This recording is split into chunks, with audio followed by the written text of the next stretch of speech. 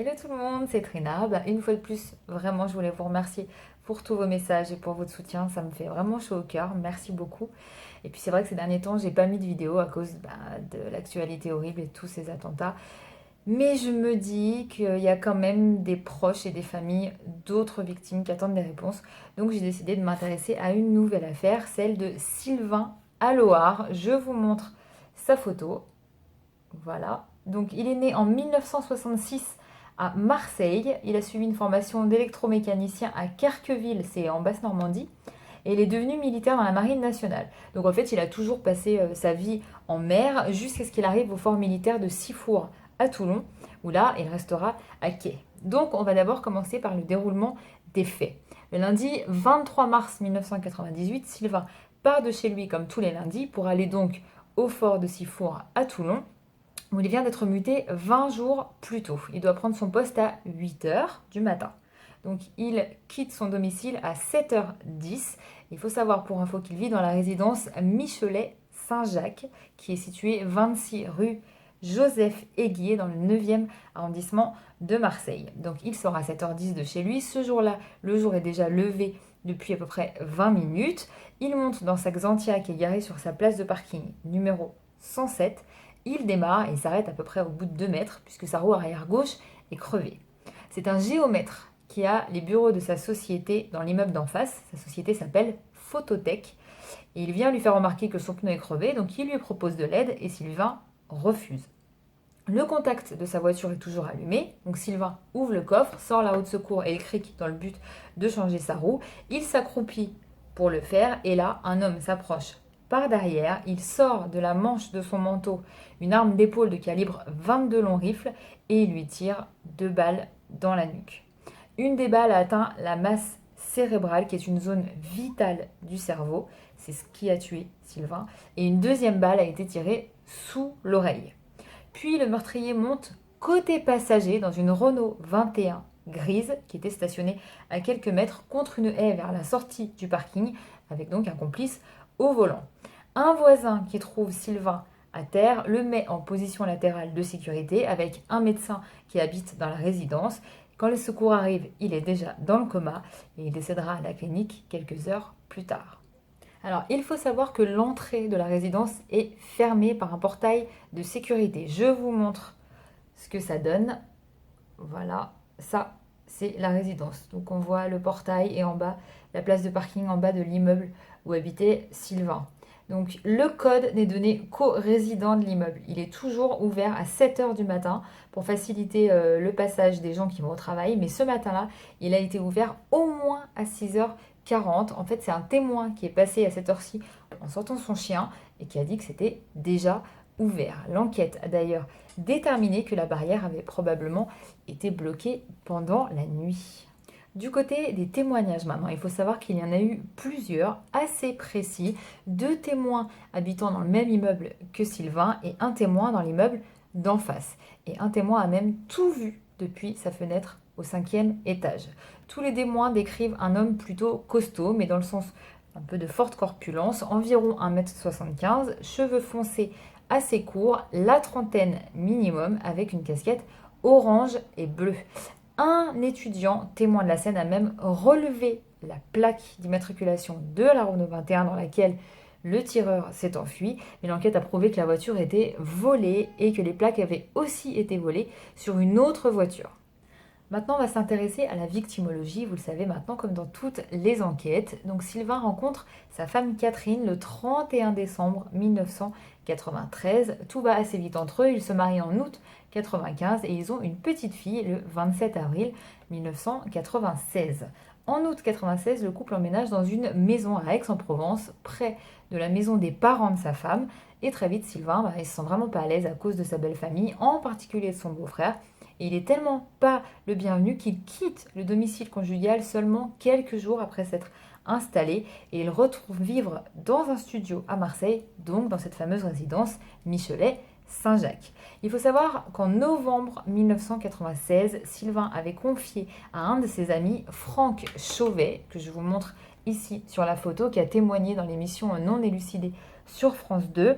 Il a dit à ce Franck qu'il avait un dossier compromettant concernant sa belle famille qui possède plusieurs sociétés qui selon lui ne seraient pas très clean. Donc il aurait dit à Franck que le dossier se trouvait à l'arsenal de Toulon et que s'il lui arrivait quelque chose, il fallait aller le récupérer là-bas. Mais ce dossier n'a jamais été retrouvé. En février 97, Sylvain lance une procédure de divorce. Et quelques mois après, chose plutôt troublante, le 9 septembre 1997, soit 6 mois avant son meurtre, il rédige son testament. Et oui, il rédige son testament, ce qui est plutôt exceptionnel à l'âge de 31 ans. Il décide de léguer la totalité de ses biens à sa maman Arlette, s'il lui arrivait quelque chose. Dans le testament, il est écrit « Je ne veux en aucun cas que la mère de ma fille puisse disposer de mes biens, ni que ce soit elle qui désigne un tuteur, et je voudrais que ce testament soit porté à la connaissance de ma fille. » En octobre 97, le droit de garde ou de visite, on ne sait pas exactement, est accordé à Sylvain. Et le jeudi 5 mars 98, c'est-à-dire 18 jours avant son assassinat, son appartement est visité par 2 individus pendant son absence.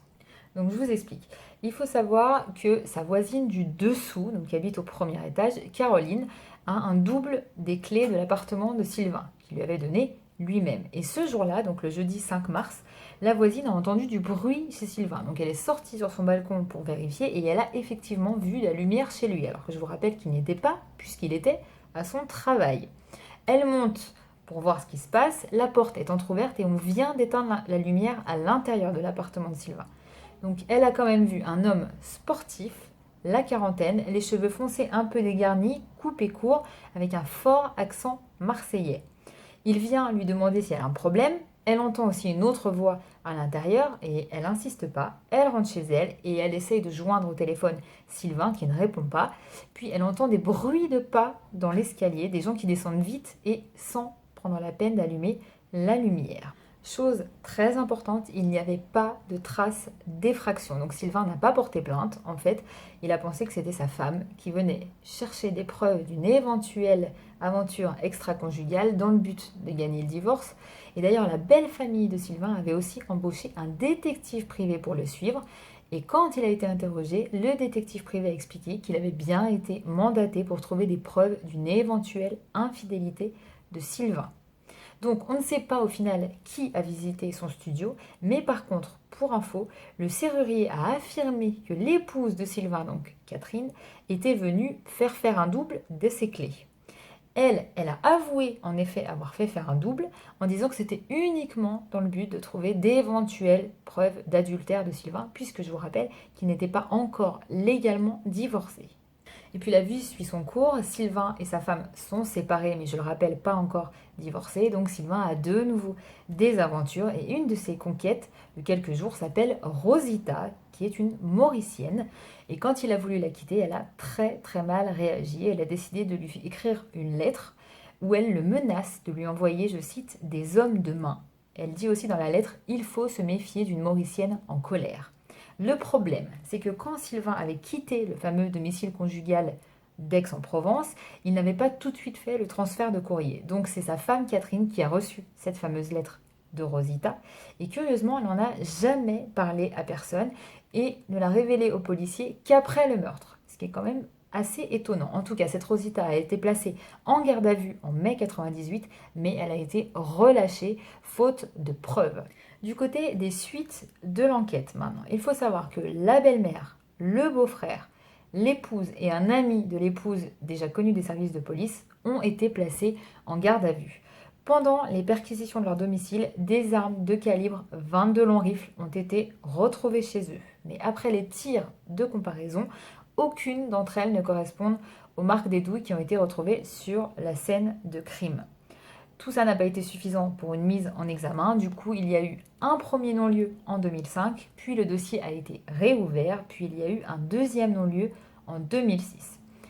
Aujourd'hui, c'est très important, le dossier peut encore être réouvert jusqu'en mai 2016. Après ça, on arrivera aux 10 années légales de prescription et ensuite, il sera trop tard. Donc, il faut des témoignages, même tout petit. Et si quelqu'un sait quelque chose, vraiment même un infime détail, manifestez-vous. Je vous remontre la photo de Sylvain à Loire parce que c'est très important. On ne sait jamais. Peut-être que des gens n'ont pas osé dire des choses à cette époque-là, mais aujourd'hui, il ne faut plus avoir peur. Vraiment, n'hésitez pas à vous manifester. Et on croise les doigts pour qu'un jour ce dossier soit réouvert et que cette affaire soit élucidée. Merci.